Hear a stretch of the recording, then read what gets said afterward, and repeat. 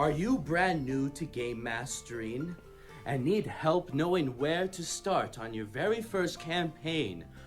Or are you a seasoned veteran game master and want to learn from the classics? Then this series might be for you.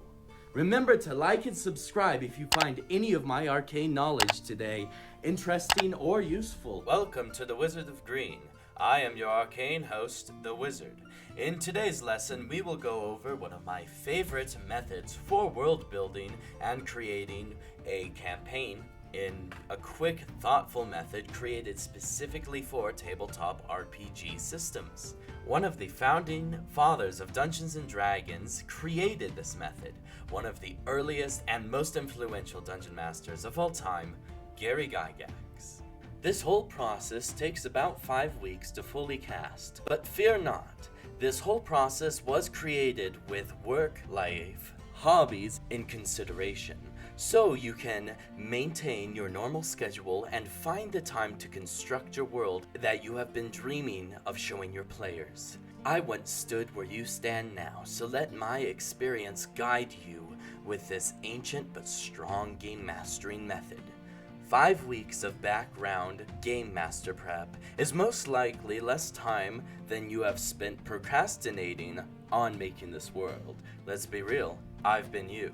Speaking of things that will save you time, it is time for my sponsorship. Now, my students of the arcane, I am very aware of the current mana shortage due to daily life's many challenges that you must overcome. But if I may be so bold, I wish to offer you a code for my first sponsor and absolutely favorite elixir, Dubby. With my code, Wizard of Green, all caps, no spaces, you will get 10% off your first order with Dubby.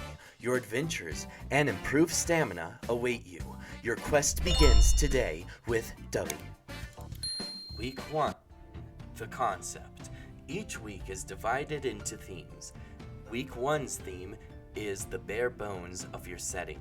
Think broad strokes for your campaign. Instead of writing extremely well-written scrolls upon how the pricing of bread is affected by the undead's current war with your nation.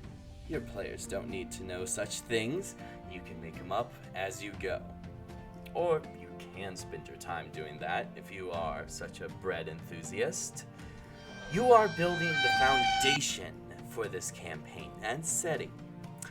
I will also provide examples of my actual use of this method for my campaign Fallout Crossroads, which should be airing in December soon. So keep your eyes open and excited. And of course, this will be spoiler-free for Fallout Crossroads. Now, step 1 of week 1 is to create or get a notebook. It can be anything. A spiral one, it can just be a few papers that you've stapled together, something that you can just get your ideas really quickly down on. And something that you can keep on your body at most times, or at a place where you do a lot of your own work. Step 2. Develop your pitch.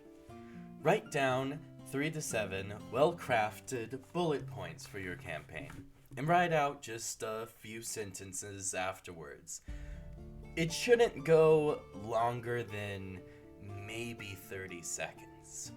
This should be your advertisement for your campaign and for your setting, so your players can understand what type of tone you are going to be going for. Now for the bullet points for my campaign, Fallout Crossroads.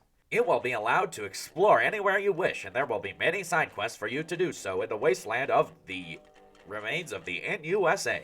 But do remember, no matter where you go in the wasteland, the potential for threats and friends are at every corner. Regardless of how well prepared you are, death may come swiftly if you are unprepared. You must build, craft, and fight for your character's goals and survival. But not everything is grim. This is a Fallout game after all. There will be many chances for tomfoolery and many chances for roleplay. and building character relationships. Step 3. Gather sources of inspiration. Now, this goes hand in hand with an extra credit step that I 100% believe to be crucial, is to gather sources of inspiration. But not only do that, but make a mood board. If you do not know what a mood board is, it's basically go to Pinterest or wherever you get your images and organize them. Find things that would look like they belong in your setting, and also it helps your players actually have a physical, reference of what they are going to be in as players. And I believe it is incredibly helpful. Now, the last part of this, practice your pitch. Go over it. You should be able to actually memorize it word for word. If you need help memorizing, ask your theater teacher from high school. I'm not them. And remember to bring up your pitch with your friends and people who would support you in your creative endeavors, and also share it with your players and anyone who you might think would be interested in your campaign who isn't confirmed to be in it. If you're interested in using this method, down below in the description, I will link a PDF of the original that Yuri Gygax himself actually wrote, so you can work along with that and the video.